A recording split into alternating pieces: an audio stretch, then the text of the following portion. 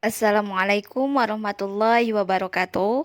Perkenalkan, saya Poppy Mayasari MPDGR, calon guru penggerak angkatan 10 dari instansi SMA Islam Johar Falah dengan fasilitator Ibu Sadia MPD dan pengajar praktik Ibu Iin Tistasari SPD.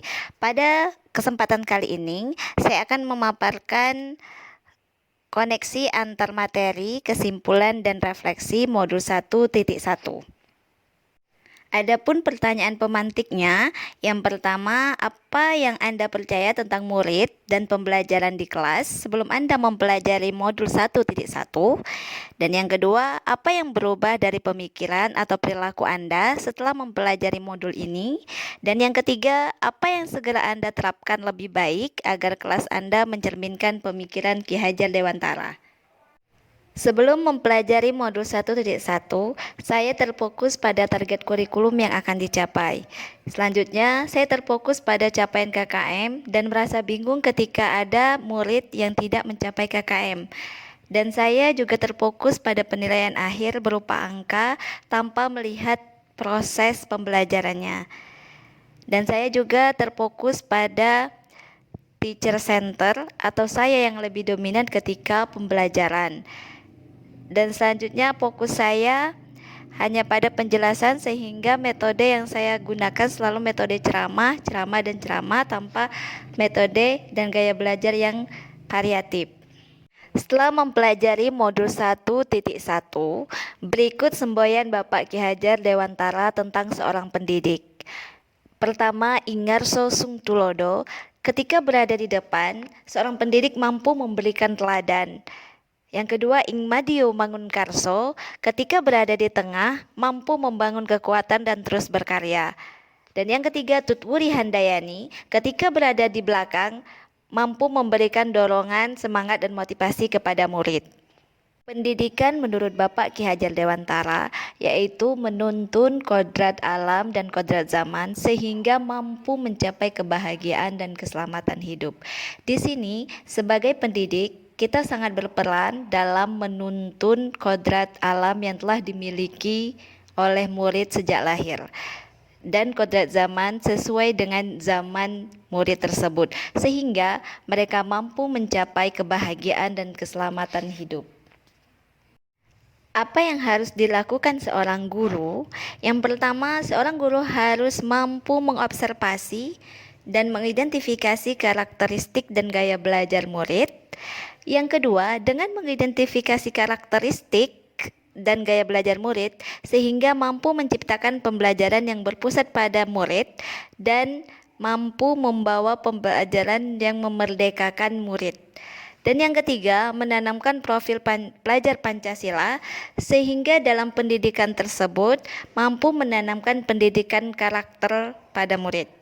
Dan selanjutnya, mampu menggunakan media pembelajaran yang kreatif dan inovatif serta variatif dengan memanfaatkan berbagai teknologi sehingga pembelajaran tidak membosankan dan mampu menciptakan pembelajaran yang menyenangkan.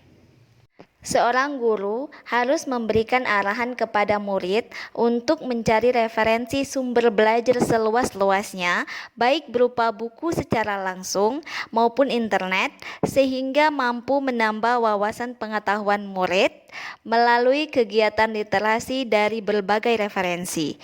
Selanjutnya, dengan melakukan setelah proses pembelajaran, kegiatan ini mampu mengukur pemahaman siswa terhadap suatu materi dan juga kegiatan ini dapat menjadi bahan evaluasi untuk proses pembelajaran berikutnya. Selanjutnya, seorang murid terlahir dengan kodrat alamnya dan bakatnya masing-masing. Ada yang secara akademik dan ada juga non-akademik. Sehingga seorang guru bisa memberikan arahan kepada siswa untuk mengembangkan bakat yang dimiliki dengan mengikuti kegiatan ekstrakurikuler dan sebagainya yang disediakan di sekolah maupun di luar. Pendidikan yang menuntun murid sesuai dengan zamannya, artinya pendidikan yang relevan dengan zaman murid tersebut, seperti pembelajaran abad 21, dengan memanfaatkan berbagai teknologi seperti platform digital sebagai media kreatif. Nah, dengan menjamurnya berbagai platform digital dan perkembangan teknologi, yang mana ini mempunyai dua sisi, yaitu sisi positif dan negatif.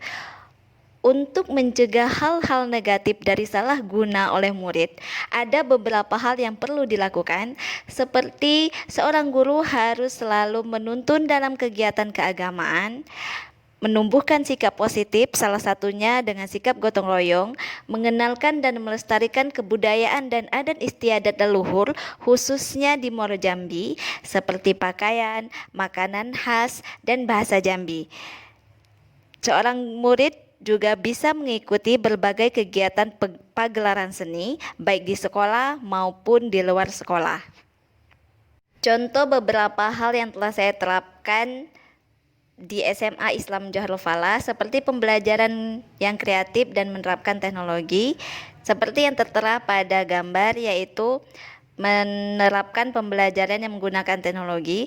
Sebenarnya sudah lama menggunakan teknologi, hanya saja intensitasnya sangat jarang sekali, sehingga setelah mempelajari modul 1.1 memotivasi saya untuk terus meningkatkan dan menerapkan teknologi dan pembelajaran kreatif lainnya menggunakan berbagai media yang ada di sekitar sekolah.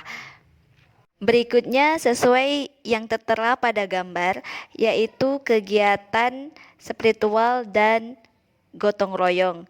Kegiatan ini diharapkan mampu menumbuhkan sikap pentingnya ibadah kepada murid, dan juga betapa pentingnya gotong royong yang mampu menumbuhkan rasa kebersamaan dan solidaritas kepada murid. Seorang guru harus dapat mengarahkan murid untuk mengikuti berbagai kegiatan ekstrakurikuler yang ada di sekolah untuk menggali potensi yang ada pada diri murid tersebut, dan sehingga mereka dapat mengembangkan potensinya sesuai bakat dan minat mereka masing-masing.